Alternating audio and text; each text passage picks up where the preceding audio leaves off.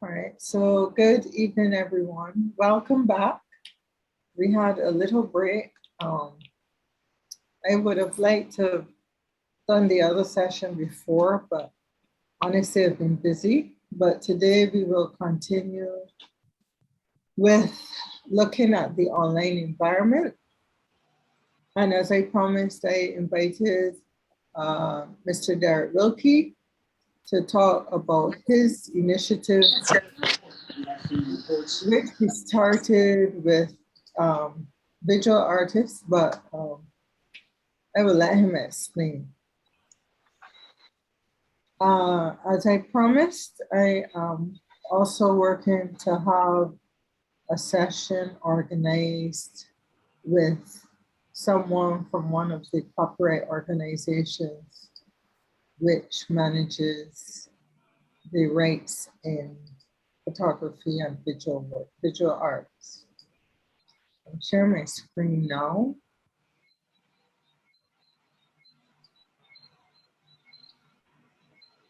Sorry, can you see my screen? Nope. No, it's just a black screen. Oh my gosh. All right, wait a minute, please. Let me just pause the recordings. Okay. Good afternoon, everyone. My name is Derek Wilkie. I've been in and around the business of music and creative industries most of my life. I have a deep passion for copyright and the protection of artistic works by creators. I'm a music publisher with a label. Have a graphics communications business. And my latest venture is into the world of e-commerce trading with art. Some 20 plus years ago, I think we had the first website that was trading with an e-commerce base, selling music, running down to the post office every day with a couple dozen CDs and shipping them all over the world, which really taught me the fact of how you could reach large audiences globally, but still a physical distribution method. As time moved on, as we all know, that fell victim to downloads, which then fell victim to streaming, as downloads are nearly dead now, as far as revenue streams go.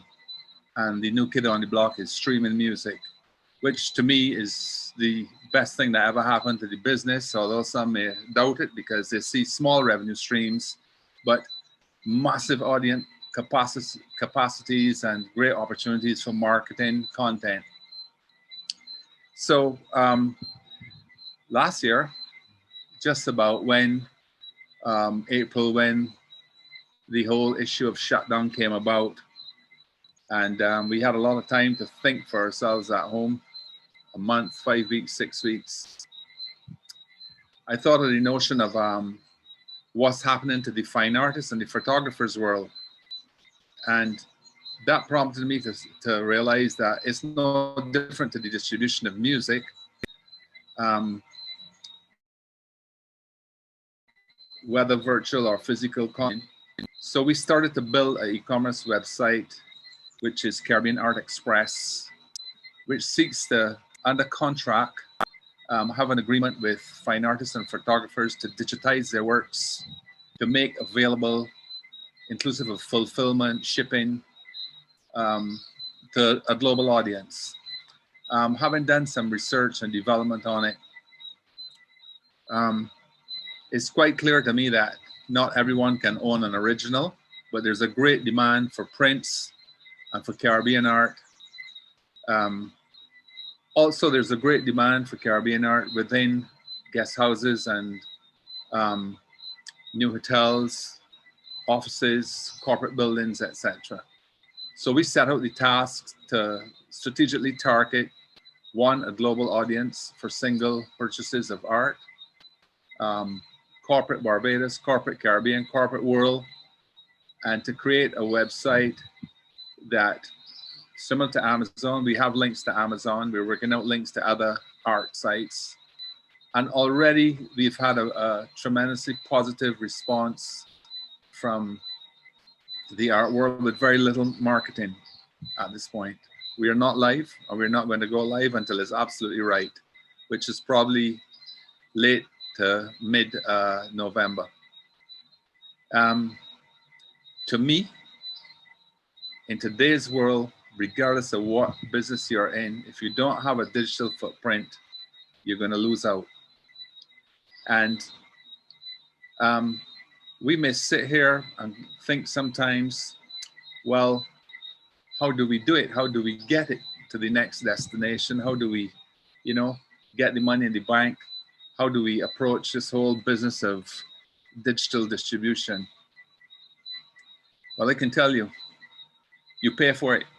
You get people that know how to do it and the best people around to create and write the codes and create everything that's necessary for you to go live and captivate and market artistic content. We have a huge database from over 20 years of people who purchase music and people who stream music, and how we've aligned that. And I can tell you, right, that the greatest revenue stream we've received from one of the agreements we have had nothing to do with this at all, but purely because of how the digital world works. And it basically was a windfall from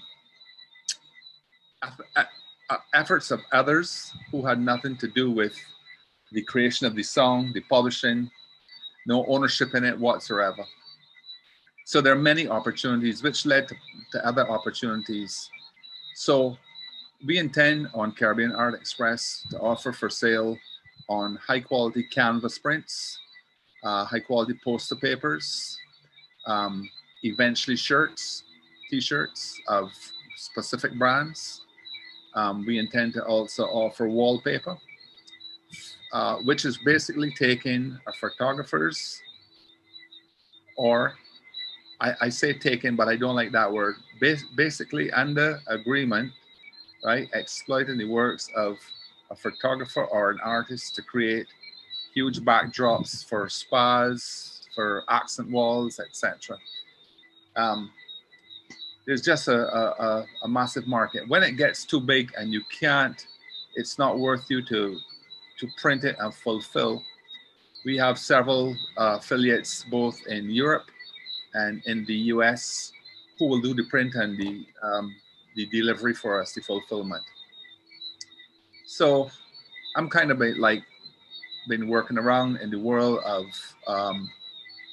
digital distribution, both in the arena of music and now art. And that expands, as I said, to wallpaper, to t-shirts, to all sorts of different areas that, you know, traditionally a fine artist or photographer will take a photo or create a print, and it was designed to probably reproduce market and a global market for Caribbean art. We have also signed agreements with people in St. Lucia, St. Vincent and the Grenadines, and 2 or 3 from Grenada. So my background in copyright allows me to understand the rights that exist for photographers and fine artists. And so we've been very careful in that arena. We have had one individual who's come to us where he'd basically gone and taken photos of other people's art. And maybe that's a question for Erica or later down, but with a keen eye on infringement, we decided not to take that on. So that's basically it in a nutshell.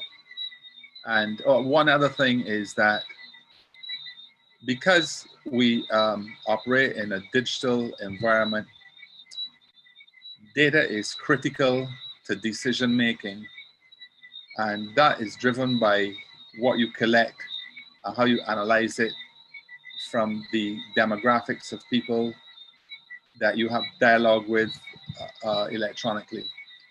And when you examine it, you basically see that not only from a geographical position, but also from a demographic position, the profile of persons you're dealing with. So it helps us in how we want to market and how we want to go to market. Marketing digitally is not inexpensive, as you know, taking a one full page ad in our local newspaper could travel hundreds of thousands of miles around the world digitally for the same amount of money or half that amount of money. So yeah, that's what we do. And I've worked with Erica over the years in other areas.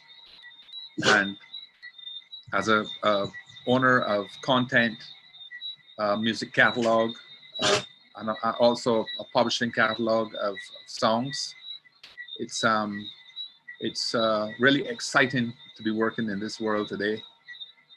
Although I'd rather be fishing more and working less. That's it for me for now. Thanks, Derek. I don't know if the participants have questions, but I do. So more about like, how do you as a photographer or an artist participate in this? Is it that you sign up? Is there and you review and select? Is there, in terms of the revenue share, how does that work? You mentioned the fact that, you know, you had to reject someone who was infringing somebody else's work, but in terms of standards and, you know, the specific type of work of interest, etc. Can you talk a bit more about that? So it's very simple, really. So we have two persons that we have carefully examined their studios, and they're in charge of digitization. So there's a cost to that, but I know that the National Cultural Foundation and Caribbean Art Express have an agreement. They've allocated what would be $15,000 to digitize 200 prints. So what they're hoping for is to get 20 fine artists, 10 prints each. And once that happens, once you apply on their, right? I mean, you can test if you want as well. We will then, and since they are in the black with that money, you don't have to pull your pocket to do anything, basically. So it works out about $75 to digitize a print. Photographers don't have that issue because they're already working in a digital environment.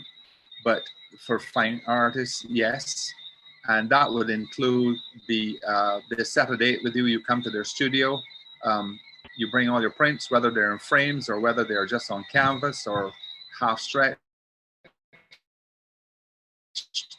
And they about 3 hours or so, or you can leave them and come back. They will do the full digitization, any color correction, and they'll provide a high-res file to our art department, which then we size them into 3 different sizes, and we upload them to our site. And you can advise us if you want us to say there's an original for sale, because we can negotiate that. Or if you want, you can say you want to be, you're available for commission in case someone in Hong Kong wants to commission you to do a print, right? So we're offering, managing the full gamut of how a fine artist would earn revenue. So you can contact us directly, or you can go to the NCF website and you'll see some information there where they did a post out, 2 or 3 post outs. I am not sure what their response is at this stage, but on our end, we are populating the site on a daily, weekly basis with content. And the revenue share. So if I signed up, do you have a fixed revenue share or does it vary? So we have a contract that we send you, which details the primary points of the engagement. And that contract states the revenue share that is split between the artists and the supplier, the distributor. At this point, it has a basic revenue split of 50%.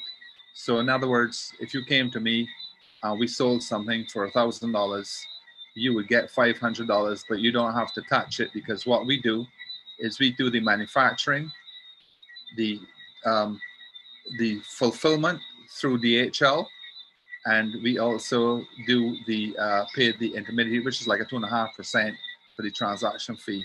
So you probably end up with about 49% of it net of the 50% net of the DHL courier fees and transaction fee, which is like 2.5%.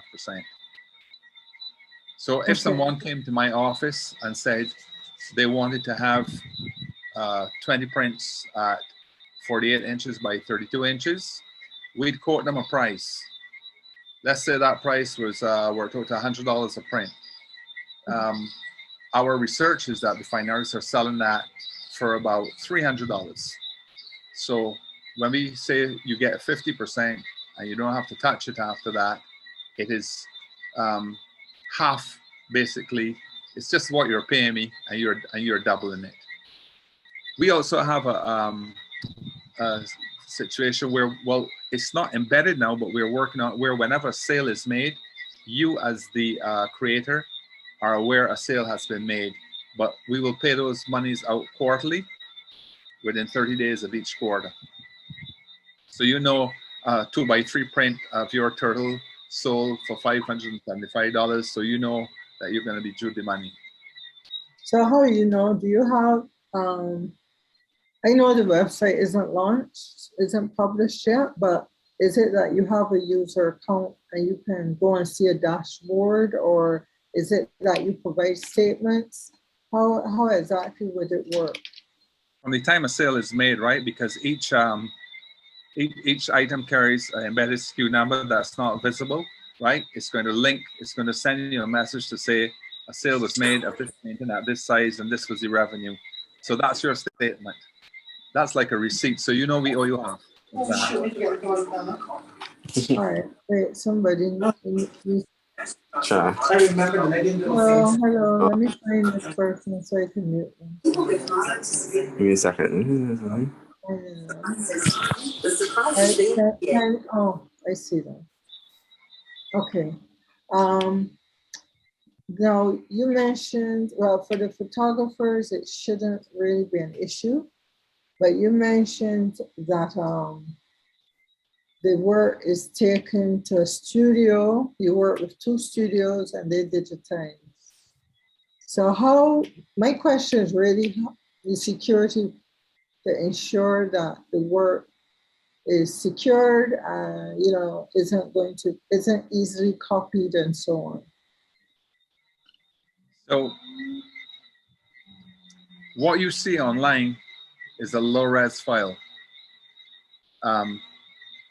It's watermarked, which is a double security because you can't print it at anything bigger than, you know, 6 inches by 6 inches. It's going to pixelate totally. You're not seeing the high-res file, but on a computer at that size, it doesn't matter. You click on it and you'll see, well, this is what it will look like in my living room, or my patio, in my kitchen, or in my bedroom. So it gives you an overview of what it looks like. Security, right? Apart from what we are, apart from doing our due diligence with the people we work with very carefully, and without the watermarking and also the low-res file, it's about the best we can offer at this point to secure what we are doing, which is what all the other major sites, Amazon, everyone's kind of, you know, is in the same world. But the best way to fight piracy, you know, is to compete with it, right? Which is what we are doing. I've been doing for many years. You know, piracy has gone away, right? In the music business practically now, right? Well, I don't know, because people in the region don't pay for music, but let's not go down that road. My last question before I open it up is, so let's say signed up with you, and we had a big customer or something. I didn't want to be involved anymore. In terms of all the digitized files and all that, what happens? Well, we'll take all them off the site, pay you anything that's due to you up to that point, and wish you all the best in your future endeavors. All right, thanks. I'm going to see if anybody has any questions for you.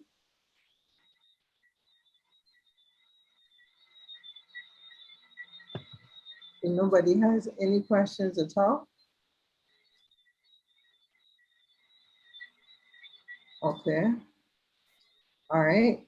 So I guess we can continue. If you do have questions, you would raise them later in the evening. So I was fidgeting, trying to figure out what's happening with my screen. And I couldn't figure it out. So Bradley, let me give you the ability, to share your screen. There you go. So please remember, if any questions pop up for Derek, you can ask him or you can email him. What's your email, Derek? Derek W. DEREKW, sign up, SIGNUP, @gmail.com. Okay. All right. Thank you. So Bradley, whenever you're ready. I'll go ahead and share. Okay.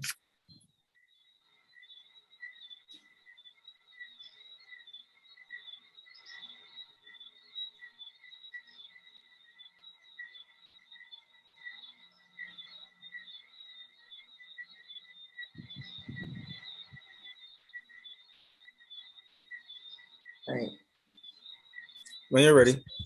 Yeah, okay. You can go to the next screen. Right. So today, as promised, I'll be looking at the online environment. There's a lot I could cover. So I've tried to focus on what I think might be of interest. So as you know, the digital age has made it incredibly easy to copy works, including digital photos. And it's made it really easy to share images. And on top of that, it has also made it a little more difficult sometimes to identify the owners of the rights in the content and to get their permission where you want to use that content. So to address the changing technology and the new forms of exploitation, there were 2 new treaties, international treaties developed, which deal with, strictly speaking, the digital environment. And one of them in particular is of importance to you, photographers. Remember, maybe in the first session, I explained that you are authors under copyright. You are the creators, you're the authors. So there was this treaty in 1996, which we call the WCT, the WIPO Copyright Treaty. And the aim of it had a couple aims. It serves to protect rights holders when your works are exploited using digital technology and communications. Importantly, it confirms that your rights in the traditional world, the traditional copyright world, still exist and apply to the digital environment. But it also creates new rights based on the particular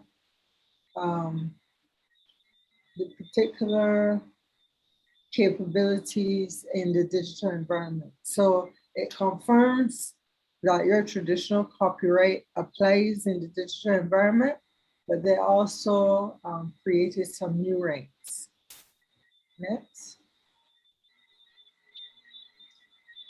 So I chose two of the rights I thought would be of most interest to you to explain.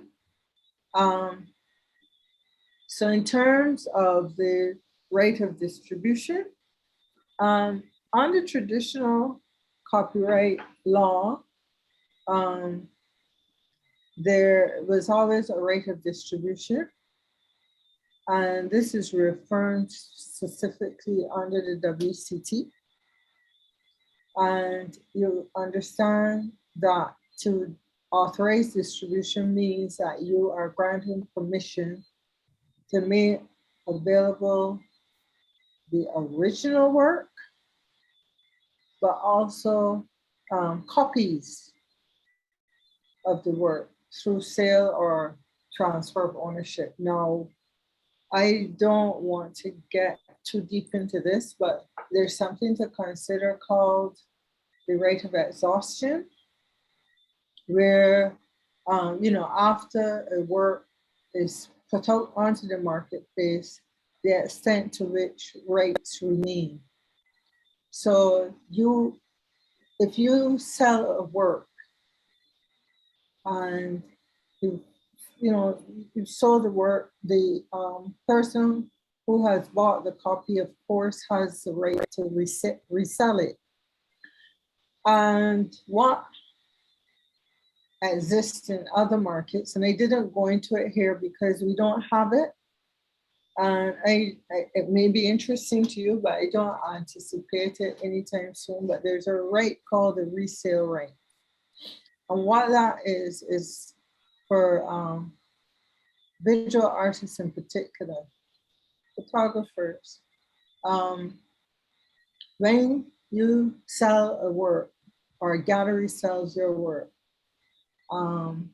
after the first sale, there are further resales, and the resale right or droit d'auteur allows you to share to get a proportion of all future sales.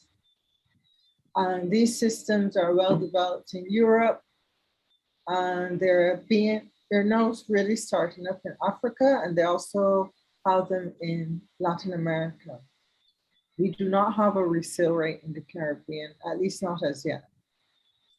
Anyway, under the WCT, the right of communication to the public, again, this is a right that existed prior to the digital environment in many copyright laws. But specifically, it's defined as the right to authorize any communication to the public by wire or wireless means, including the making available to the public of works in a way that the members of the public may access the work from a place and at a time individually chosen by them. Very, very important in the online environment. Because here, what happens, you are sitting in your home, millions or billions of us are sitting in our offices, at home, wherever, and determining when we want to access content. And it is understanding the nature of the internet and the fact that you can access work on demand and in an interactive way. So this was one of the innovations under the treaty, the WCT, to address the specifics of the digital environment. This right, the right of communication to the public, the right of which includes the making available making available of works to the public, is key. Now, in the case of Barbados, Barbados only ratified this treaty at the end of 2019, and a few Caribbean countries have signed on, but it has some way to go to get full global coverage. Admittedly, the coverage in the Caribbean is quite spotty. Go ahead, Bradley. Now, importantly, under the treaty, they also, sorry, I have to admit somebody. All right, under the treaty, they also not only looked at rights, but they looked at the use of technology and how technology could be used to protect rights holders, and allow them to not only protect their rights, but to exploit them online. So importantly, the WCT speaks to two things. One is hacking. So all the countries which are signed on to this treaty have an obligation to ensure they provide adequate legal protection and effective remedies against trying to get around protective technological measures. So for example, if you have encryption, if you've encrypted your website or what have you, and someone tries to hack and get around it, the country's legislation must provide you with recourse to deal with that. The second thing that the WCT provides for, and Derek's touched on it, and I think there have been some queries on this before, is it allows for the protection of what is known as rights management information. So once the country signs on to this treaty, they are committing to ensuring that the rights holder is able to prohibit the deliberate alteration or removal of embedded or accompanying electronic information which identifies the work, its creators, where there's if it's a type of work where there's a performer, the performer, or the rights owner, and the terms and conditions for its use. And this is what we would generally call the metadata. And it's this information that is used to facilitate licensing, because remember when I started a few minutes ago, I acknowledged that one of the difficulties with the online environment is the ability to identify owners. So through the use of rights management information or metadata, which is embedded in a work or accompanies it, you are able to gather all of the information I just mentioned. And this information is used for licensing and granting permission to use the work. Go ahead, Bradley. So the next couple slides, I just took directly from, I put the website, it's a website that speaks to media standards. So I really inserted this for your information. And here they explain what photo metadata is. According to the standards of the international, I can't remember the name of the organization, but as I was just telling you, it's a set of data describing and providing information about rights and the administration of an image. And they talk about two places that metadata is usually stored: internally, so used in formats like JPEG, etc., and externally in a digital asset management system. Go ahead, Bradley. I'm going to provide all of this and you can read through it in detail. And then they speak about the three main categories of data, which can be descriptive, or they can be concerning rights. So all the copyright information, credits, etc. And administrative information, which should speak to things like the date and location of creation, instructions for users, etc. And of course, it is key when you're applying metadata to ensure that it stays with the image. So you would understand why at the level of an international convention, they felt it necessary to address issues such as hacking, because you have to ensure that the metadata remains with the image if it's to serve its purpose. I've given the website there. I would suggest that you check it out. There's a whole lot of other information on standards and so on. Some go beyond photography, but it could be useful for you. So I don't know how many of you actually apply and use metadata right now. And if you are, applying all forms, or if you're doing it in a limited way, but later you could explain your experience as far as metadata is concerned. Next, Bradley. I'm sorry, because I cannot see anyone right now. So all I can say is please feel free to interject if you want to. So I wanted to give an example in terms of how metadata is being used. And I chose to look at Getty Images. And there, I'm assuming all of you are familiar with Getty. And initially what they would do is they would apply a watermark, and this would be embedded in all of their images.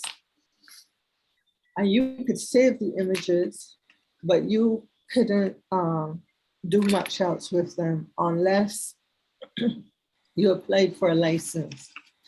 And the license fees would be based on things like the territory you would be making the image available in, the duration of use, the media, and so if it was going to be online only, or in a hard copy newspaper, or in a book, or what have you, and the field of use, the commercial field of use. And those are generally the basic factors that would be applied if you're doing a licensing deal, whether images, music, or otherwise. So they would make the images available with a watermark, and you would apply for a license, which would be based on your responses to those factors I just mentioned. So then they decided to change their entire business model. And what they did was to make over 35 million images available. And these images were made available to what they call web publishers. So people who would be making these images available on like websites or social media, etc. But you would have to, there would be an embedding system for sharing to the various websites or social media sites. And I just screen printed this image to show you, for example, how it would work in terms of when you're embedding, and what I couldn't capture when I was doing the screenshot was if I pass the mouse over the image, you would have seen the icons for like Twitter and Facebook and so on pop up. So they have a system where you can access some images and share them, but each image is embedded with a code. So they have an archive which is covered under traditional copyright management, and then what they call a royalty-free archive. So with the royalty-free archive is where you'll get the codes embedded, and it would include the name of the author, and it will link back, it links back to their web page. And from there, you can obtain a commercial license. So they have you have the ability to go into an archive where they've made some images available that you can just share on social media and so on in a very limited way. And they can actually track all of this because each image has the code and it links back to their website. Or if you want to be able to print or have commercial quality copies and so on, you would go through the standard licensing scheme, which would be very similar to what they had with the original watermarking system. So that's just to show you how you can use the metadata and how they were able to really transform their business model. And the rationale was to have these two systems was recognizing the type of usages people are making of images online and a sort of, you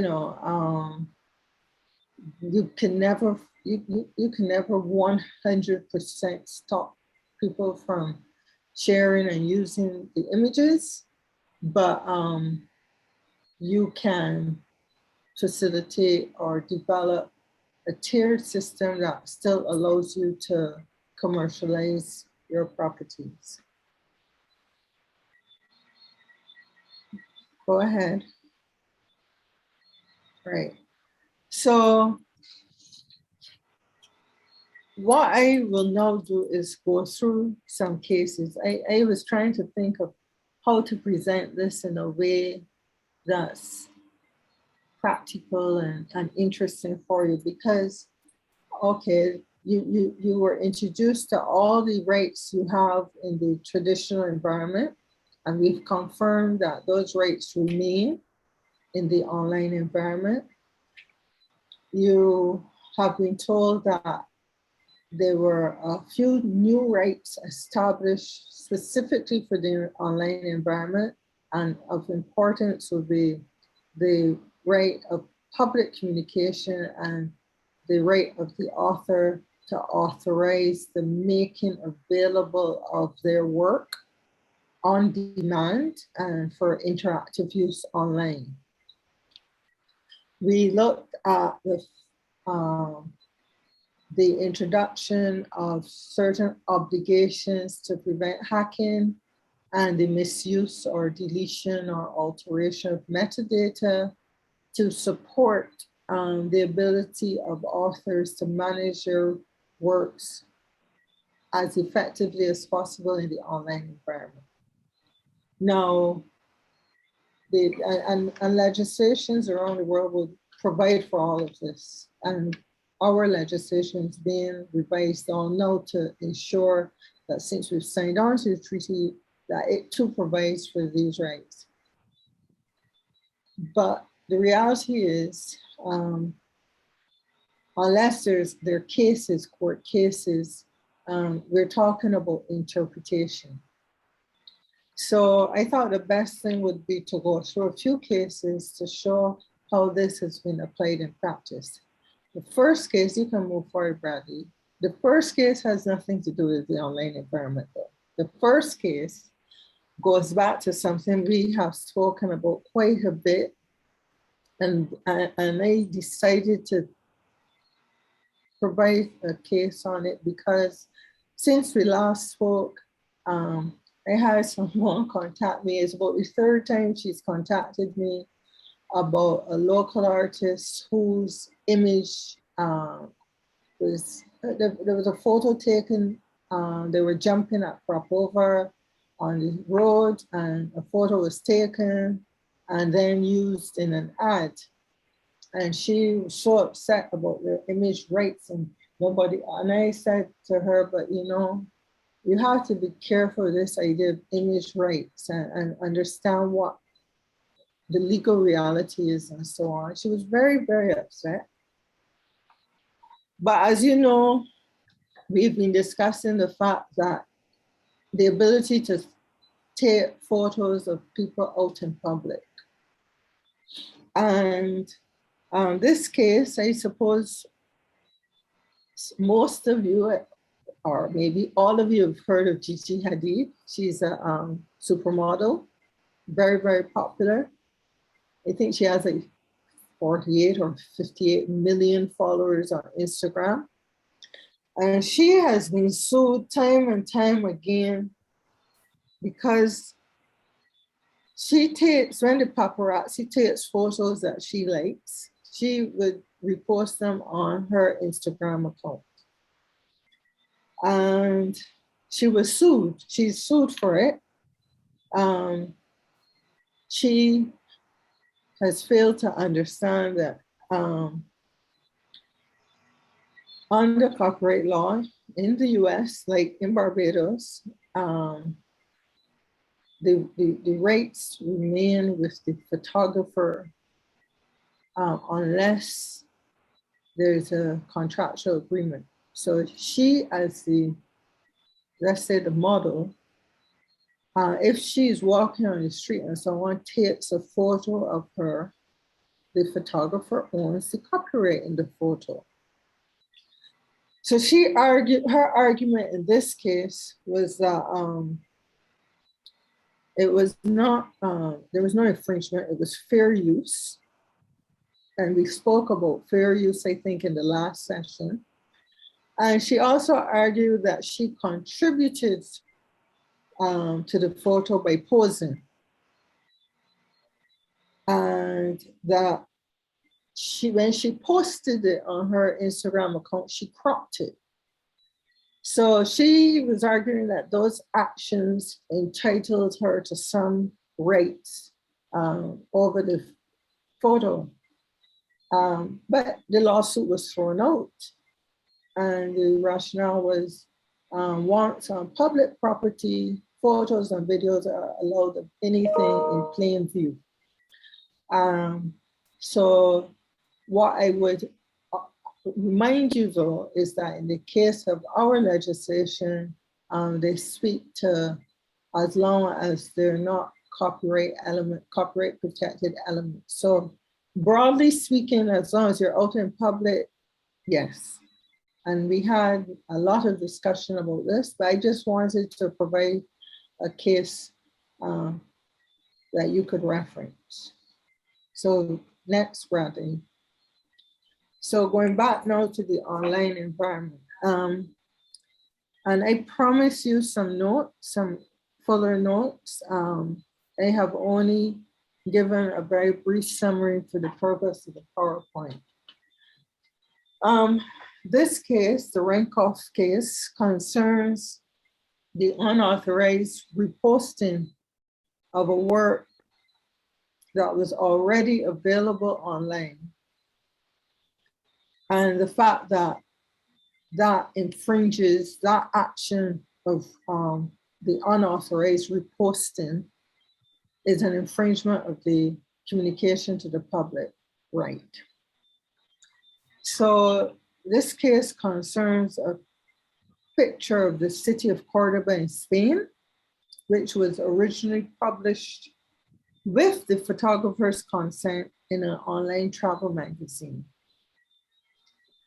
That photo was then copied, the digital photo was then copied by a pupil and into a paper, and it was uploaded to the website of a school in Germany. And the photographer sued the local government that runs the school in Germany for copyright infringement.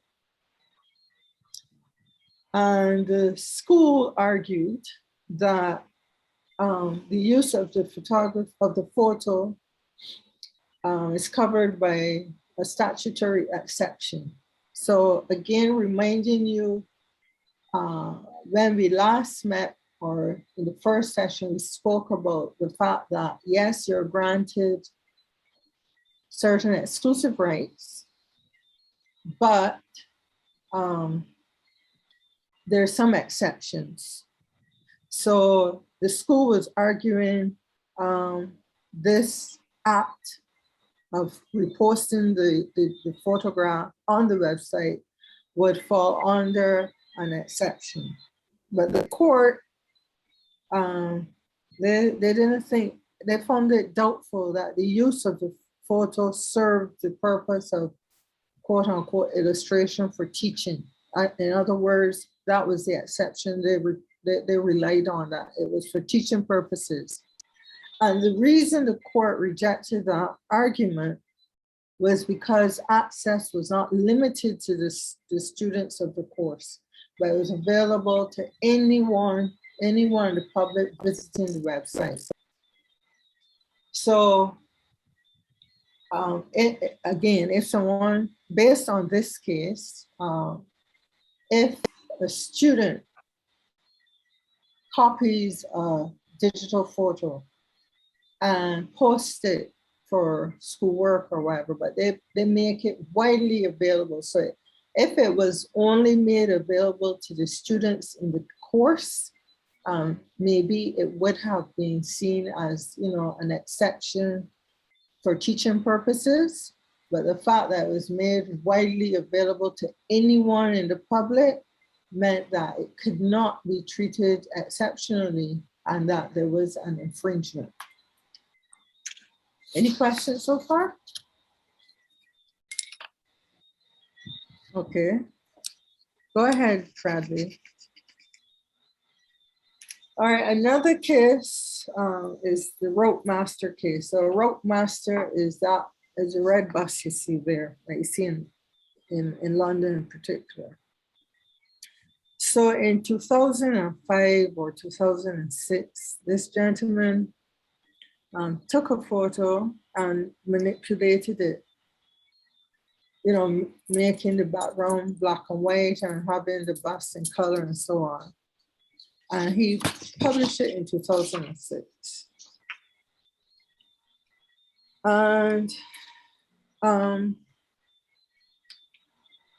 in 2010, another gentleman who was familiar with the photo on the left. So the photo on the left is the original photo.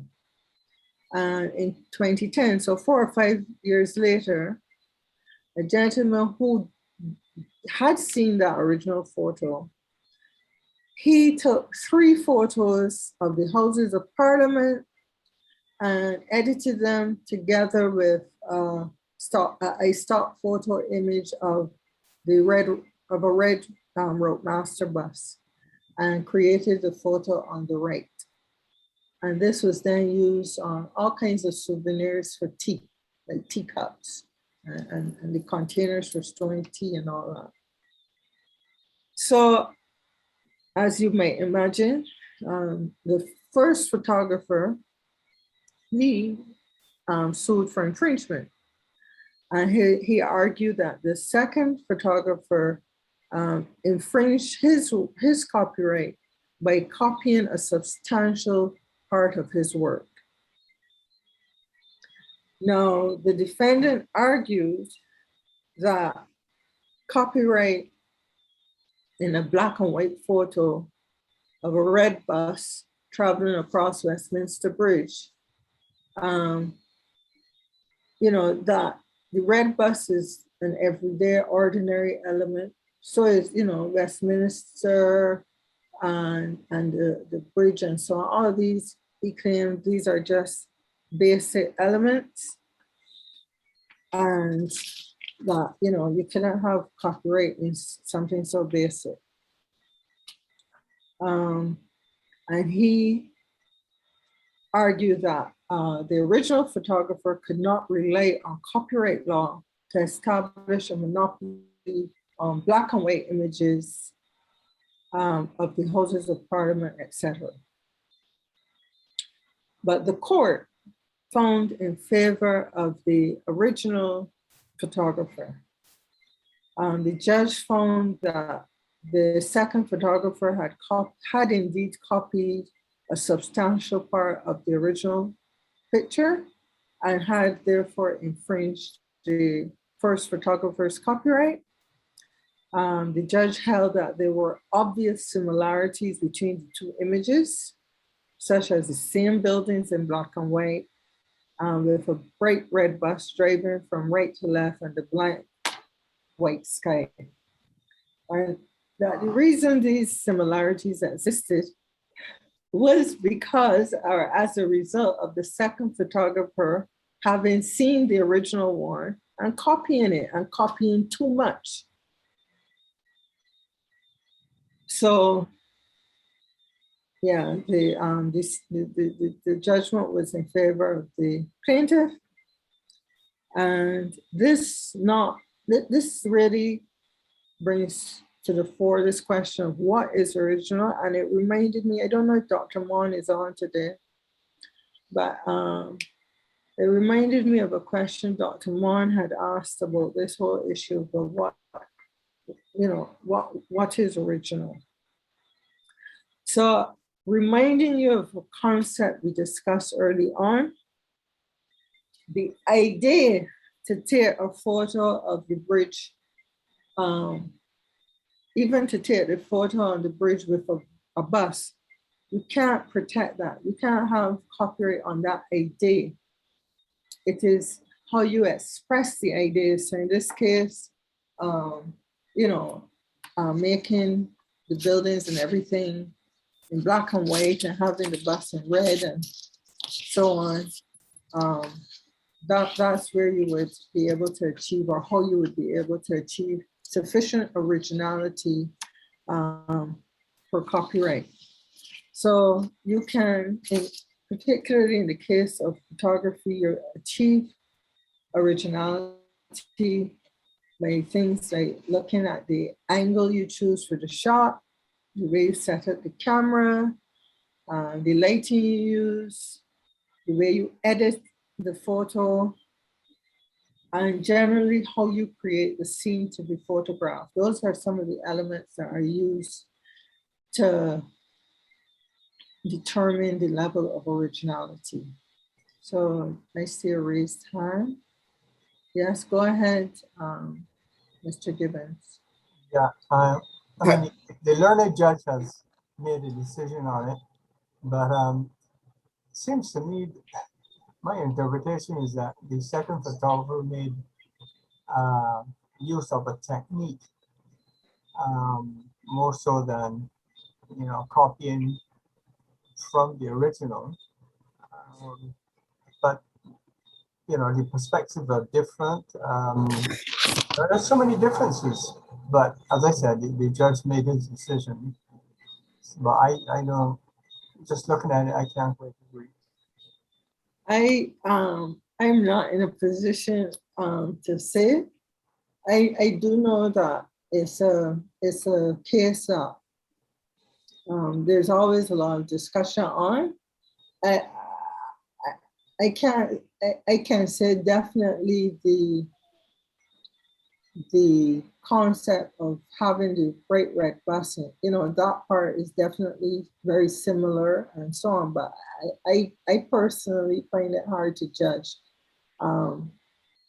if I would consider them that similar. But I can't argue for or against, to be honest. Mm-hmm.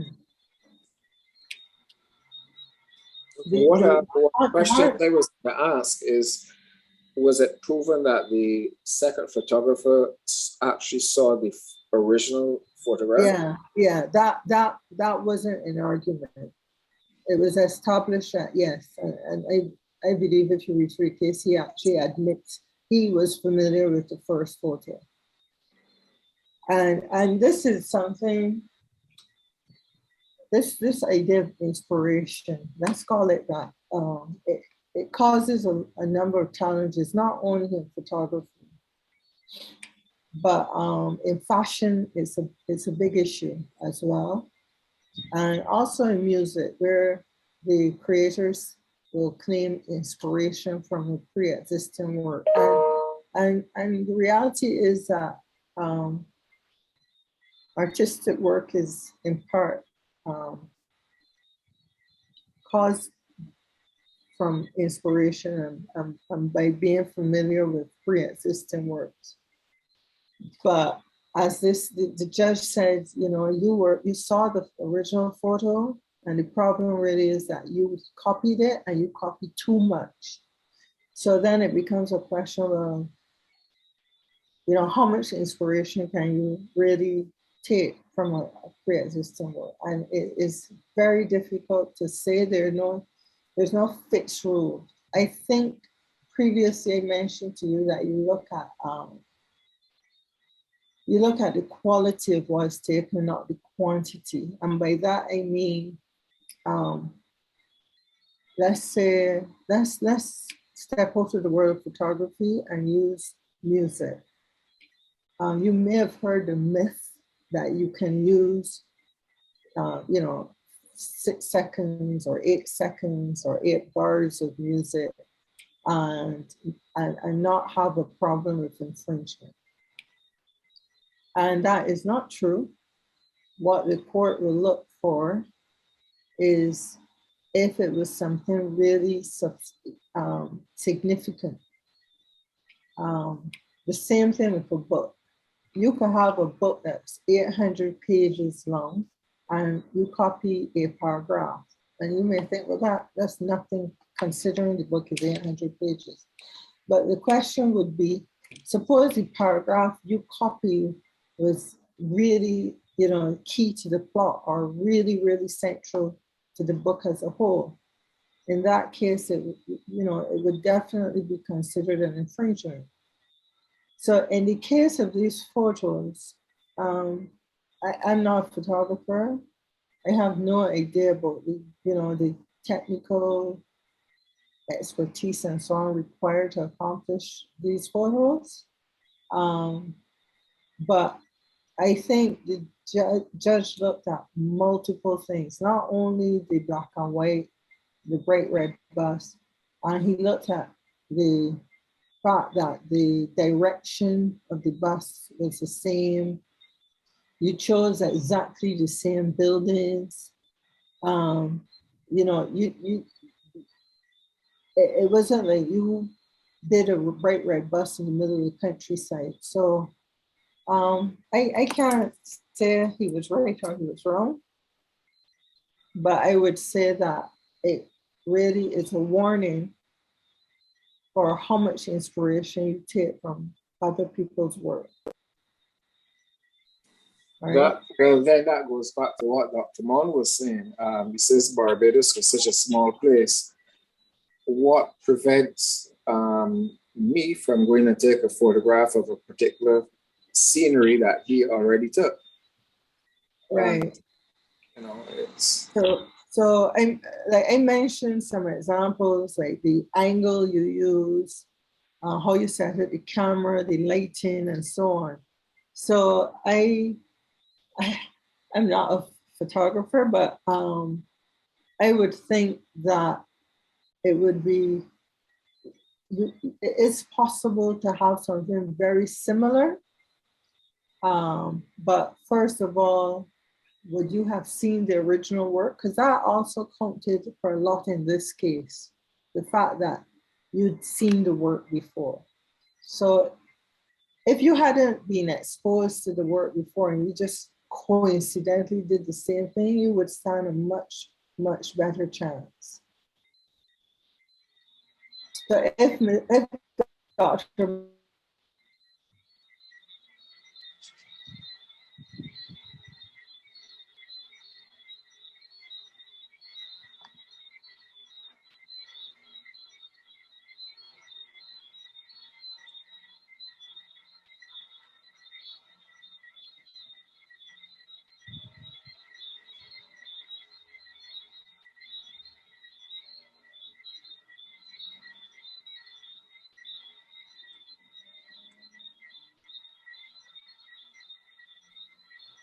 After you're frozen.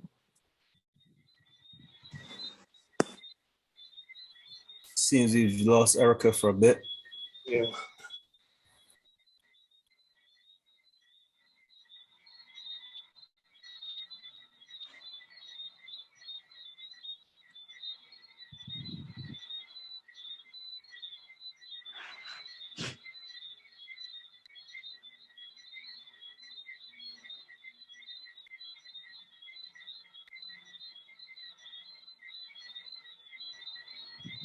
I am back. Sorry about that. There's a case, what I was saying is there's a case again in the world of music where a very famous artist had 30 years ago gone on holiday in Brazil. While he was on holiday, there was this local song that was very popular at the time. And 30 years later, he comes out with a song and he was sued for infringement because it was in some ways similar to that song from 30 years ago. And the artist claimed not to have been familiar with the work and in fact was found of infringement, of subconscious infringement. So it was a very strange case because what the judge found was that you didn't even realize that you were familiar with this existing work that you had heard 30 years ago. So it can get a little tricky. But if we can continue, Bradley.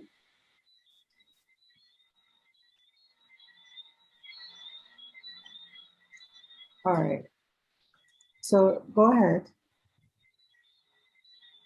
So I had promised to explain how the different social media sites work. And this is where we'll be spending the rest of our time today. So I'm going to go through the terms of service for some of the main sites so you can understand better in terms of how what happens when you put your content online. So in the case of Instagram, so Instagram has a feature for embedding information for images. But what you need to understand is that by providing that information, so the original caption and account username is not sufficient. It's not enough to argue that you have permission or you have abided by some rule to post the photo on the page. You still, and they tell you, you still need the permission of the rights holder in order to post the photo. So that's the first thing. Just because the Instagram provides for this embedding feature, for the code for the image and for the provision of some information, that is not sufficient to claim you have the right or you've met with a copyright obligation to post the image. Similarly, where people post content and then try to do a disclaimer saying that they don't own the copyright, it's not sufficient. You need permission of the permission of the rights holder. Next, I'm warning you, this will be a lot to digest. So I don't know how many of you read the actual terms of service. So what Instagram provides is that you can't post any private or confidential information without the other person's permission. And you can't do anything that violates someone else's rights, including their intellectual property rights. So you can't post images or other content where the rights are owned by a third party without their permission. You cannot post content that infringes trademarks. So, you know, when you go and post photos of Coca-Cola and so on, you need to be careful when you're posting photos of the trademark. And the posting of counterfeit or pirated goods are also not allowed. But in all cases, Instagram says it's not you, you need permission. Next, Neville, are you asking a question? That's a photo? Okay, sorry, Amazon. So what Amazon says upfront is if you do post content or submit material, and unless they indicate otherwise, you are granting Amazon a non-exclusive, royalty-free, perpetual, irrevocable, and fully sublicensable rights.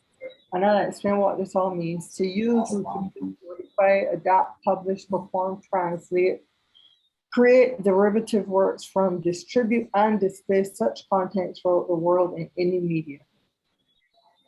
You grant Amazon and sublicensees the right to use the name that you submit in connection with such content if they choose. So what does that mean? Once you post your photos onto Amazon, you are granting Amazon a license.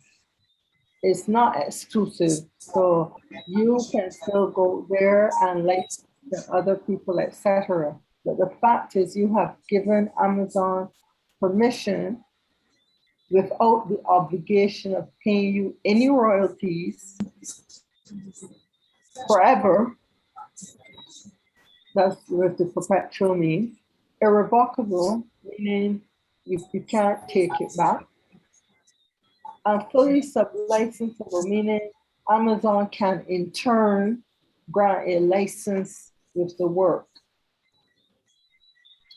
And the specific rights you have granted in a non-exclusive, royalty-free, perpetual, irrevocable, and fully sublicensable way are the rights to use the work, to copy the work, to make changes to the work, to publish it, to have it performed, to translate it, to create new works off of it, and to distribute and display throughout the world. And to use your name in association with it. So I don't know if you realized this before, but that is under Amazon's terms of service agreement. Next, Bradley.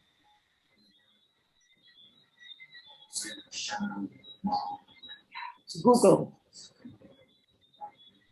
What Google says is some of our services allow you to upload, submit, store, send, or receive content.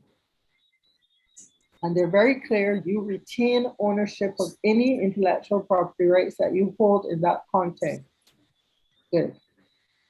However, note, when you upload, submit, store, send, or receive content to or through our services, you give Google and those that Google work with, so companies, other companies that they work with, a worldwide license to use, post, store, reproduce, modify, create derivative works, such as those resulting from translations, adaptations, other changes we make so that your content works better with our services.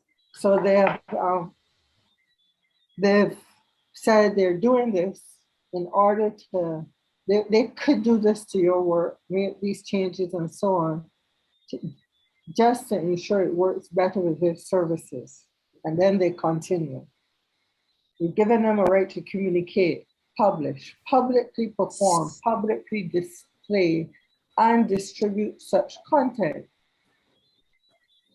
So then they clarify that the rights you grant in this license are for the limited purpose of operating, promoting, and improving our services and to develop new ones. This license continues even if you stop using our services.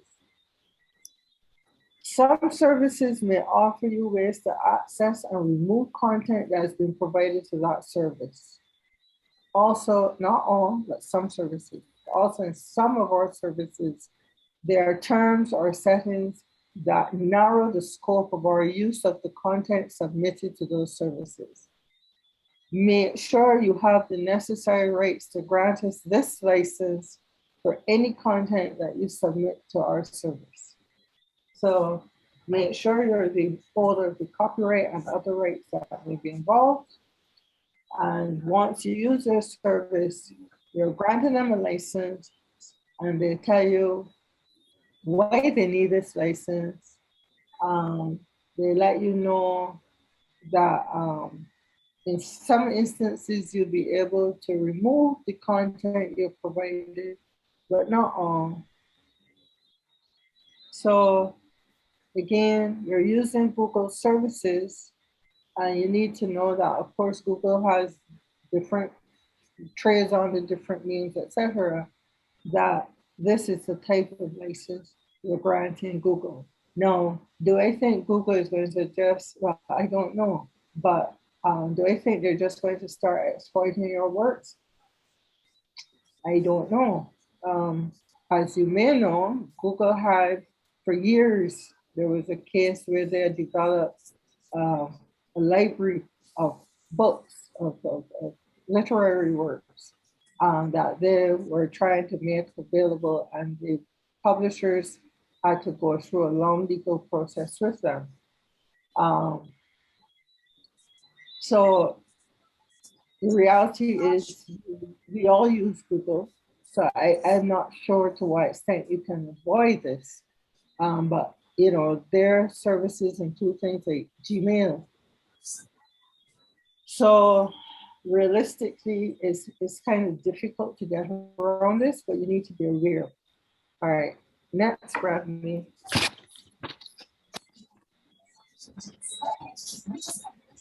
So then, okay, go back, Bradley. They seem to have skipped one. Let me see. All right, Facebook. So no, go back. So in the case of Facebook, similarly, what they tell you, and I'll tell you, they tell you it in the nicest possible way. To provide our services, we need you to give us some legal permissions, known as a license, to use this content. And they say this is solely for the purposes of providing and improving our products and services. Specifically, when you share, post, or upload content that is covered by intellectual property rights on or in connection with our products, you grant us a non-exclusive, transferable, sub-licensable, royalty-free, and worldwide license to host, use, distribute, modify, run, copy, publicly perform, or display, translate, and create derivative works of your content, consistent with your privacy and application settings. So in the case of Facebook, you also need to be very aware of the settings you have on your Facebook. This means, for example, that if you share a photo on Facebook, you give us permission to store, copy, and share it with others. Again, consistent with your settings, such as service providers that support our service. In other words, you know, entities they've done deals with, commercial deals with, or other Facebook products you use. This license will end when your content is deleted from our system. So only when you remember to delete the content does the license end. What I didn't include, and maybe I thought it would get too boring, but I just think this is the essence of operating online. Would be, I had looked at Shutterfly. I don't know what services you might use. I had looked at, Good morning, ma'am. hello, mute yourself, please. Hello. Let me see who this is. Caroline Philip Brooks. All right. So, Shutterfly. So I looked at Shutterfly because it's specifically targeting photographers or images. So Shutterfly says you will retain ownership of such user submitted materials. So in other words, the content that you submit, you retain your ownership of. But you grant Shutterfly and their designees a worldwide, and all of them have these worldwide, non-exclusive, transferable, so they can in turn transfer, they have a right to transfer the content. So you grant them a worldwide, non-exclusive, transferable, royalty-free, perpetual, irrevocable right and license with the right to sublicense. So for them to in turn grant somebody else a sublicense through multiple tiers. So it could be they grant a sublicense to this person who grants a sublicense, that person grants a sublicense, that person. To use, reproduce, distribute, again, through multiple tiers, create derivative works. So in other words, to make new works based off of your work, and to publicly display such user-submitted material solely in connection with the production or provision of any product or service you request, or to show you how your user-submitted materials would appear in our products and services. So for example, when you place an order for a product, we will prepare, manipulate it if necessary, and transmit the user-submitted materials for production, packaging, and shipment. Similarly, if you want to share a photo book with your friends and families, we will accommodate your request by making your photographs available to your friends and families to download and or to use and create projects of their own and to purchase products with those photographs.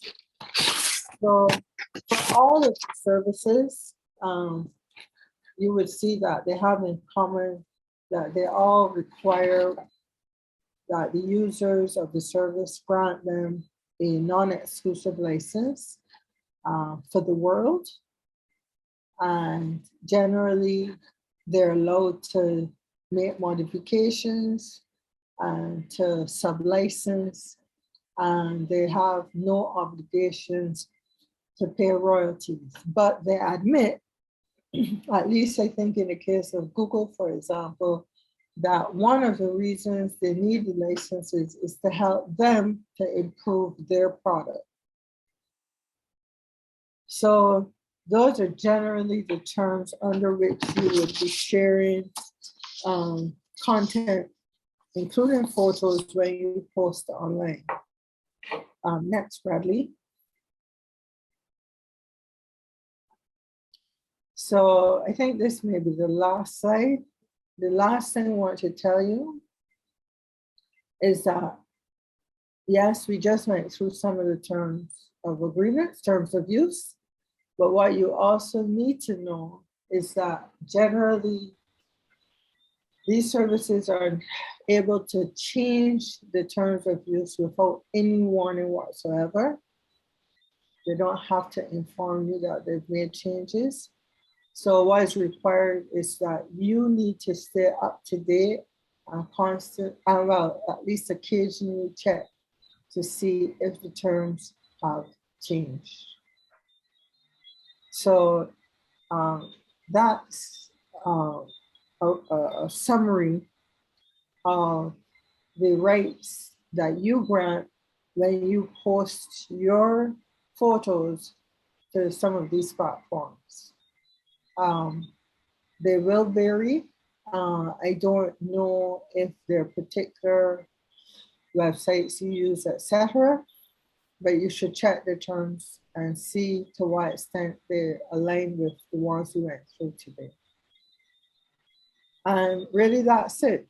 I don't know if there are other, in terms of the online environment, I anticipate a question concerning the enforcement of your rights. And I deliberately didn't go into that because that is really complicated, or it can be. If your rights are infringed, and you are here in Barbados and somebody in China infringes your rights, generally the first thing you would have to do is to, they made the work available or displaying it on some platform, is to generally contact the platform. Most of them will have a mechanism for you to have the work taken down, and you can send a cease and desist letter to the infringer. But if you're in Barbados and you want to take legal action against someone in another jurisdiction, I can't advise you well on it because it suits the private international law. What you would generally do is look first at the jurisdiction of the defendant. But it can get very, very complicated. So before you get to this, unless there's real commercial damage, you want to look at the platform, see the mechanism they have in place for you to advise them of an infringement and request that they take down the work. And the platforms, at least those that are established in the US and Europe in particular, and some other jurisdictions, but definitely the US and Europe, are legally required to have a takedown mechanism to deal with copyright infringement. Because it is realized that you could be talking about ongoing and huge levels of never-ending piracy and counterfeiting issues and so on. So obviously you can't sue everybody each time or even identify these persons. So in most instances, there will be a mechanism to inform of an infringement and to request a takedown. And I would tell you that is perhaps the most practical approach. Other than that, you should be really looking at applying the metadata and any service you're using, whether it's Mr. Wilkie's or otherwise, you need to check the terms of use and to, ensure that they have good systems in place. But I'm sure you do, having done this many years for music as well. But I anticipate that the questions that will be raised will be concerning primarily enforcement. And I really don't have much more to say on enforcement because enforcement in the online environment is way beyond this session. But other than that, I'm open to some questions now.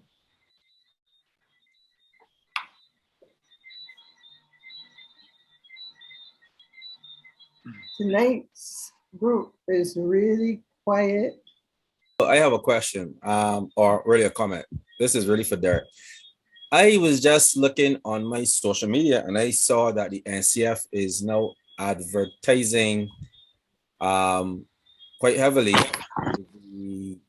the new platform, and they're asking for artists and photographers to register, and they're saying that just as you said, that they will pay for the digitizing and such like. So I am trying to get a little clarity because they had a long introductory write-up. I saw it on their Facebook page. So if you could just go over, because they're saying that they're looking for the artist once they send an application, then they get a response. They're going to get a contract sent back to them that they have to sign before they can upload or something like that. That's how it's working. Yeah, so what happened is the NCF got word of what I was doing and engaged me. And what I recommended to them is that they help finance the digitization, which is a cost of fine artists. The choice of the 20 odd persons that would get that grant in this first stage, because I think they want to do it again early in 2022, right, is entirely up to them. But any fine artist or photographer can come directly to me, right? Because I am the one that will send you the contract. And then if you have questions, you take it to your attorney, or any questions, I will answer them. And even that the percentage rate is negotiable. So it's not the NCF that's negotiating. They're just providing funding. If you register with them and they say, right, well, you're a successful candidate, they will pay for the digitization of the studio that I have done my due diligence on, that I think is the best possible place to operate, which is well, there are two of them really. So either of them wants availability on a specific day, they can do that for you. Oh, okay. Because I was looking at it ironically that we're discussing this tonight, and Facebook and the network as usual would pop up stuff just incidentally. So I was trying, that's why I was curious, because I was trying to read it, because I know that you said it was from your end, the initiative, but then I'm seeing that the NCF has this big long, it's quite a long write-up, to tell you the truth, from looking at it. And it looked like it was a general call to photographers and artists to come and register, and it seems as if once the application is approved, you automatically just send the 10 images and go forward. So I think they may need to clarify that it may be a selection process and that they're only going to be using 20 artists. Actually, I haven't read that myself, right? So I'm happy that you're seeing it, because it means they're proactive. But as I said, right, they got in contact with me, and I felt, well, the only way I could facilitate what you're doing is by telling you to help the artists to get their works digitized. As we mentioned earlier, photographers don't need that, but I'll go and read it and see if there's a wording that needs to be clarified there. So why would they do a call and include photographers? Why would if you understand, why would they ask visual artists and photographers? Because what's very valuable right now, Erica, is a back catalog of glass photography from old Barbados as well. And quite a few people have these that they've inherited and have them in a box under the bed or something. And they're quite popular. And a lot of the brands are using them as big backdrops when they're promoting products. So it's all a license arrangement for a one-off use. And we can produce that large print, you know. Oh, okay. Well, if we have time, I pulled it up. It was posted 2 days ago on their site, and it says the NCF is helping you to digitize your works. In order for artists and photographers to showcase their works on CaribbeanArtExpress.com, they will need to submit digitized images. The foundation will pay for high-res photos of the artist's work to ensure they can showcase their creativity on this new platform. For more information, email Ramona-Grandison@ncf.bb. And then they go about Caribbean Art Express. And there is a section about visitors. It is about 2 screens long. And then it says, if you are a local artist or photographer interested in creating new revenue stream for your work and would like to be featured on the website, just follow these 3 easy steps. Fill in the artist sign up form. Sign contract once received from Caribbean Art Express at gmail.com upon submission of the artist sign up form, and submit digitized images, 10 images per artist or photographer. All right, That's but I'm sorry, because I'm a little confused there. Why would they ask you to submit 10 digitized images if they're doing the digitization? Well, if they're paying for it. Erica, I hadn't read that, but I mean, if you're a photographer and you already have it digitized, you don't need to go that route at all, right? Yeah, but I think you should check with them, because if the application is to apply so you can have your work, or at least some of your work, digitized, one, I suspect, well, who are you submitting the why do they ask for digitized images then? And secondly, who are you Seen that on the submitting? NCF website. Who are you submitting? It was published on the NCF page 2 days ago. 2 days ago. Yeah, it's on their Facebook page 2 days ago, and the contact is supposed to be Erica Grandison. Not Erica. Not Erica. Oh Lord. Ramona. Yeah, Ramona. Yeah, no, I'll check it out and read it tonight and see if I can clarify something, because certainly if it's digitized, you don't need to submit anything, right? Because they don't need to be involved at that point. If you're a photographer, you come directly to Caribbean Art Express. And it is, if you can see it is now as an artist photographer call. Okay. All right. Well, there you can check up on that. Sure. I guess I can, Bradley, I can give him your contact and any information you can share Sure. via Bradley to the others. So that's not a problem. Okay. But I wanted to know if there were other questions concerning the online environment. I find the group is very quiet. Is Dr. Mon here? Maybe it's because Dr. Mon isn't here.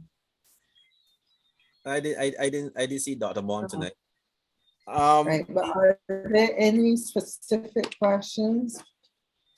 Well, based on what I've been doing recently, I am one of those people that would be interested to have my work showcased on a homegrown platform, because currently I do a lot of stuff through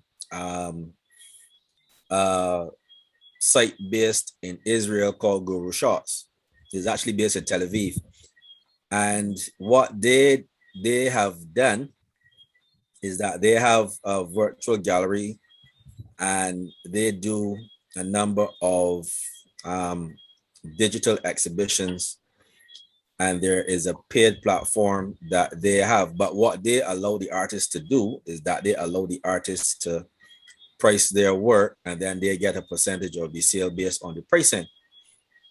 And then they also showcase and print in some of the physical locations, because there are two components. There's a physical gallery and exhibition, and then there's the virtual gallery exhibition. And if there is sale from the physical exhibition where your print is, then you, the artist, get a percentage of the sale. So, but the difficulty is the upload and the digitization of the images. And then once the image is up there, then obviously if you wanted to make the image a limited edition work, with it being available, you just more or less be selling prints or copies of print. And once you have it there, then anybody then can come and purchase and own. And in terms of keeping the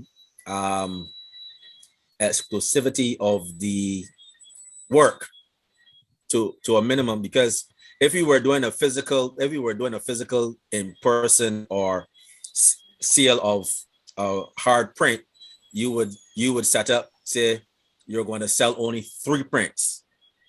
So you got 3 copies and you're selling only 3 copies alone. So you have the certificate saying this is 1 of 3, and you authenticate that, and then that affects the value of the image that you sell. So I am trying to figure out if with the homegrown stuff, I mean, our local thing, because I think that we're looking to be Caribbean based, but then international, right there. That's how it's going to go. To be quite honest with you, Bradley, I'm looking to be more global, international than Caribbean based, because my experience of the Caribbean is that nobody's buying anything in the Caribbean online.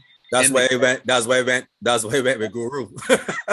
To be honest, with our music catalog, it's been 99.9% extra regional, and we are only doing physical. We are not doing virtual Getty shots for people to purchase and use. We are only doing physical reproduction of high quality prints on canvas and poster papers, accent walls and stuff. It's all physical. Okay. It's all physically being delivered, because we have the ability to produce them, manufacture them, and fulfill through DHL and FedEx, which is all on the drop-down menu. Okay, great. I like this approach. What about pricing there? How is pricing determined? The artist can determine the price, but as I said, right, if you walked in the door tomorrow and said you wanted, this item printed, we checked the files and we produced it and we sold it to you for $200. My checking around is that's being sold at retail for about $400 to $450, which works back to 50%. Okay. And what about the exclusivity Brady mentioned? Is it possible for the artist, photographer, whoever, to say, look, I don't want to sell more than 20 prints of this, or I don't want to sell more than 5, or, are you able to negotiate that? That's simple, because you just state that and you number them. You number them, and in process that when they're printed and they're folded, it's at the back. Number 00. That's a simple process. So I can, as an artist, I can determine. Yeah, you embed that. We can embed that. Yes. Okay, and that's another issue with the metadata. So who's responsible for ensuring it has all the relevant metadata? All of the information that we require from you to do with metadata is entered and embedded with SKU numbers on each print at each size. You do that. So you do that. We do that internally. Okay. Okay. Any other questions? Right. So clarity from you, since the NCF site is a little bit unclear, is that the trial run will be for 20 artists in this first instance. They've agreed to provide funding at the rate that I have negotiated, which works out to about $75 Barbados to digitize, which involves the setup, the lighting, taking the shot, color correcting it, and providing the file to me as a high-res file, right? We then engage the artist to get all the critical information, metadata, etc., right? And we then have a contract that was prepared by an attorney, and we supply you with that. We highlight areas of interest that you should, not just read over, but think about. And once you sign it, it gives us the right, that's given us the right to reproduce and distribute. And it's a non-exclusive arrangement. Okay, so so I can go with you, and then I can also, if I wanted to go back and host the work on Guru as well. It's a non-exclusive arrangement. Okay, great. So in terms of the high-res images, what is the resolution that we are looking at? Say let me start minimum size resolution. Minimum is 300 DPI. The minimum is 300 DPI, because we are printing at 1600 DPI, 1200, 1600 DPI. Really? It's you're welcome to come and see. what we're doing. And we're also printing to acrylic. Okay. So the question then would be based on the medium that we print on, because you said canvas, acrylic. I would take it that it would be archival paper. It's what it is, right? It's UV embedded canvas that has a lifespan of 15 years indoor and a guarantee of 15 to 20 years before you possibly see any fade to it. And it's UV embedded inks. It's all, it's really technology, like where your stuff is.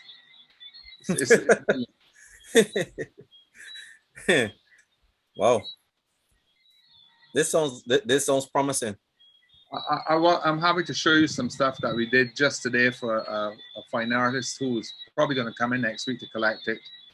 And she was blown away. And these are 48 by 32 inch with a 2-inch border. Maximum size is 60 inches and as long as you want. It could be 60 inches by 200 inches. I'm impressed. I'm impressed. This sounds promising. Would the resolution dictate the maximum you can print at, the maximum size? No, the software that we have, right, is going to determine that, and the process of dropping ink onto the canvas.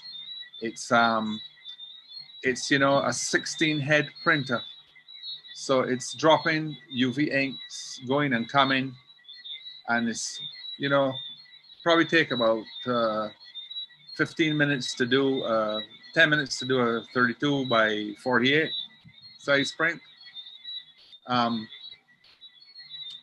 The software accommodates, which again is Onyx software, accommodates for the resolution as you increase. So once it starts off as a high-res file, right, a minimum of 300 dpi, right, the resolution as it increases is accommodated and the pixels are accommodated. So it sticks to about anywhere between 12 to 1600 dpi. Okay, gotcha.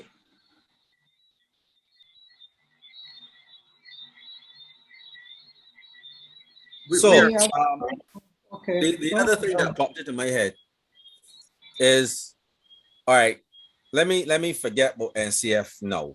So I am the individual coming to you to digitize.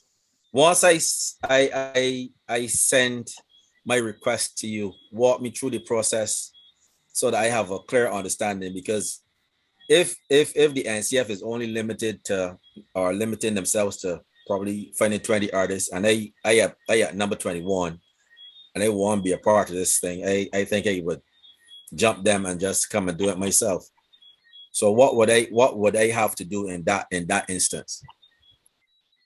First of all, I'll send you the contract. Let's start there. You can welcome to come and visit us so I can show you the process to legitimize what I'm saying. Once the contract is signed, we want to receive your digitized prints at a specific resolution minimum 300 dpi. Then we upload the prints and then we make them available in the various sizes, because it's going to increase proportionately. We don't have the right to crop your photo. So if it's 21 and 7/8 by 32 and 5/16, that's how it's going to increase proportionately. We're not cropping anything. Most of our research tells us that the people who are buying prints are not looking to spend a fortune on a frame. They're looking for the simplest solution to hang it on their wall and make it a conversation piece. So we are printing with a 2-inch white border or a 2-inch mirrored border so that it wraps around the frame. We can print and leave it then on poster paper or a canvas so that it is reproduced for a frame like the one behind Erica.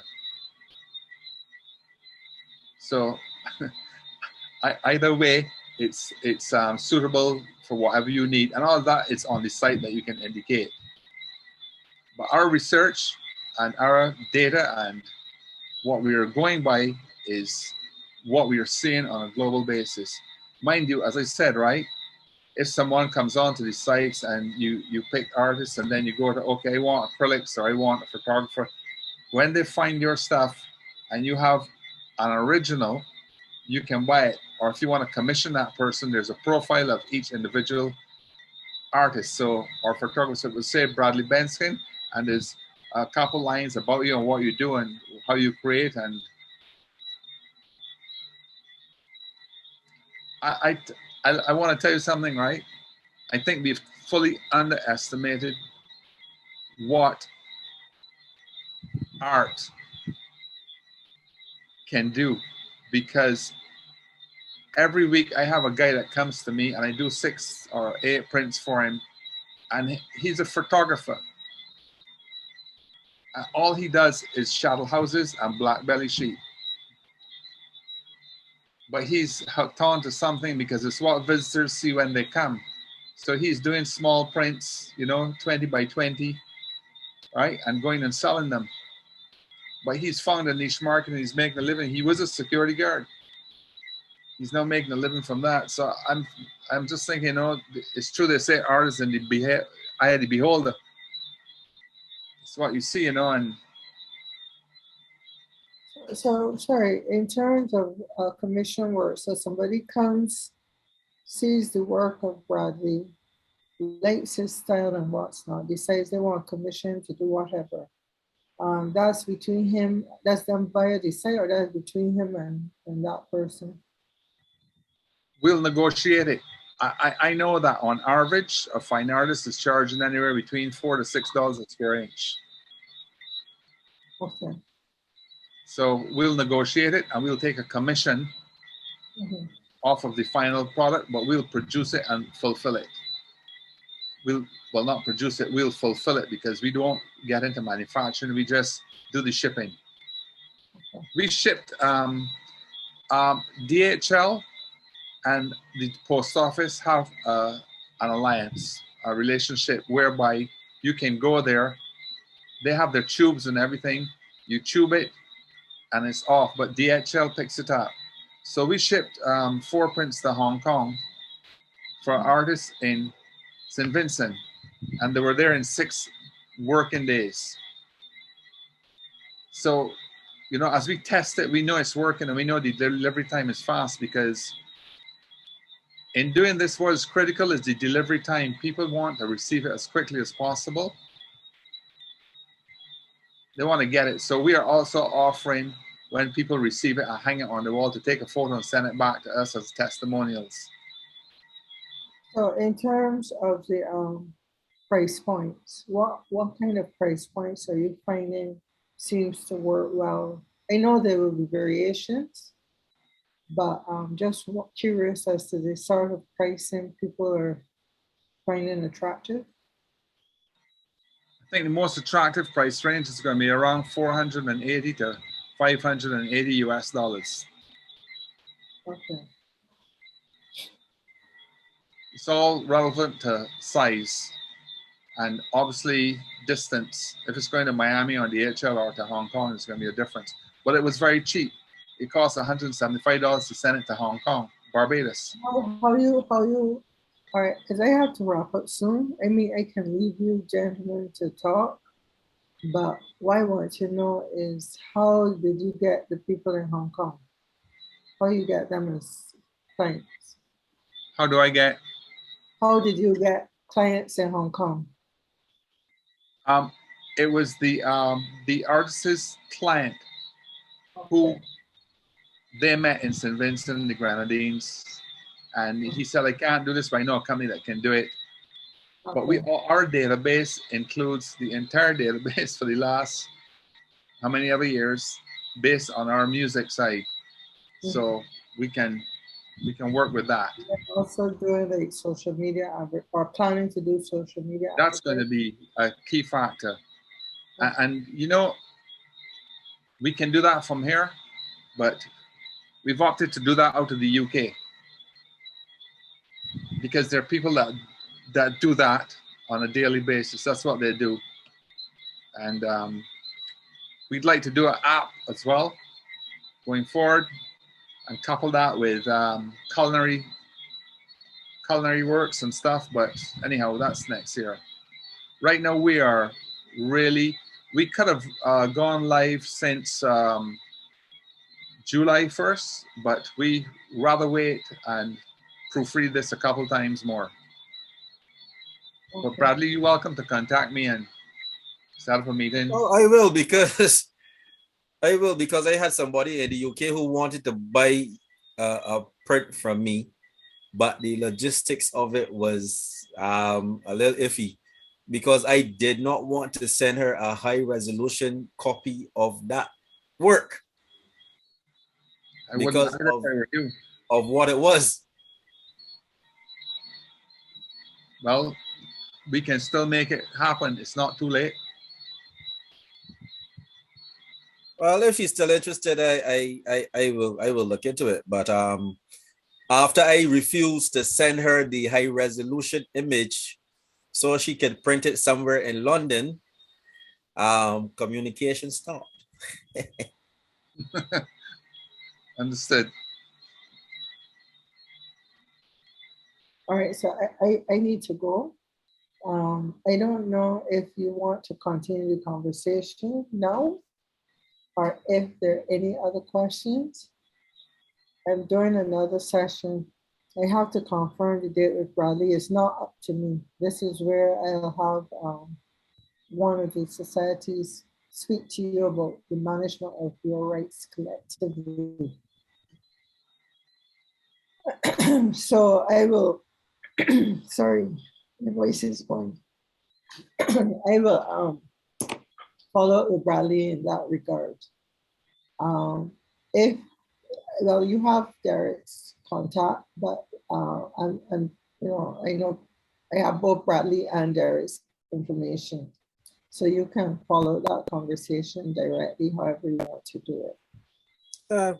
Yeah, we would definitely be following up because I was actually going to message Ramona tomorrow to see how we could go about or to get some clarity. So I don't have to do that now, to be honest. So yeah, definitely will follow up. All right. If there are other questions you have, broadly speaking, what would be useful is if people submitted them in advance. So if there are specific things that you know, I didn't speak to or people are curious about or whatever, I can see about addressing them. So any questions you have or issues outstanding, you can contact me directly or via Bradley. Just tell me in advance of it, another session, so that I can, because I don't know what else I really have to cover at this point. But if there are a lot of questions, I'll organize the suit. And I think that's it. There are some guys that apologize for not being able because of work commitments and stuff. So I figured that when they watch the recording, when it's hosted, that they themselves will have some questions because there are guys that do quite a bit of commercial work, albeit locally, and they were thinking about trying to expand. So I think that when they see it, the questions will come from their end more so. So for sure, I will look out for that, and I can always forward them on to you. So yeah, we'll do. And we've agreed you can talk to Derek directly. So other than that, thank you, Derek, for joining. I hope that, you know, if there's some opportunities for the photographers, that you can make it happen for them. Thank you for joining me this evening. What I can tell you is I cannot do another session until after September 6th for sure. I have some other things I need to sort out. But I made a commitment, at least for this session with society, so I'll deal with that. All right. Thank you very much. That was great. That's Thank you. great. Thank you. We appreciate we appreciate all the effort that you've put in, to be honest, to get 3 sessions done. I thank you personally because this whole thing started way back when we did that session. So way back with They wanted to beat me for only talking about music, yes. yeah, way back when. So thanks for sharing. And if we get the 4th session, it will be greatly appreciated. And I'm certain that there will be a 4th session, but what I need to assess is any outstanding queries, right? If there are a couple that I can just answer individually or what have you, or incorporate them into the 4th session or what have you. So we'll see. I'll make sure that I touch base with all the guys in the forums and ask them for feedback. And once they give feedback, I will pass it on to you or let them pass it on. All right, and there was one thing I promised, so I have to work on it, and that was to provide a template commission agreement. So I'll do that as well. All right. And as I get it, I will disseminate it. So the guys can rest assured that the information will come once I have it. Okay. All right. Thank you. All right. Well, thank you all. Good night. Thank you. Good night, all. Thank you. Have a good night. Yeah. Bye-bye. Thank you, Erica. You're welcome. Thanks.